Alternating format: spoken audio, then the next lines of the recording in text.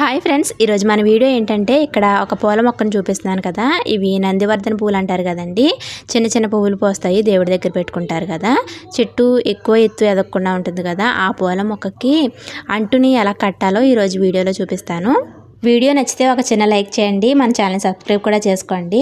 మనం ఏ కొమ్మకైతే అంటు కట్టాలనుకుంటున్నామో ఆ కొమ్మకి కలబంద గుజ్జను రాసేసి ఆ కలబందని ఆ కొమ్మ చుట్టూ పెట్టేసి దానిపైన మట్టి కూడా వేసేసి ఒక కవర్ని టైట్గా చుట్టేసి ఒక తాడు వేసి కట్టేసామంటే ఒక నెల రోజుల తర్వాత ఎలా వచ్చిందో ఇప్పుడు చూద్దామండి.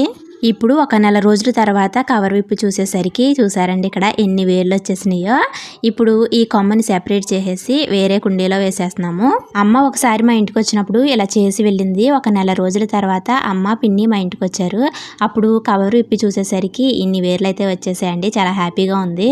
ఇలా ఇంకొక 2 కొమ్మలకైతే అంట్లు కట్టాము. మీరు కూడా మీ ఇంట్లో ఈ పూల మొక్క ఉంటే ఒకసారి ట్రై చేసి చూడండి, ఖచ్చితంగా సక్సెస్ అవుతుంది. అంతే ఈ వీడియో. Bye bye.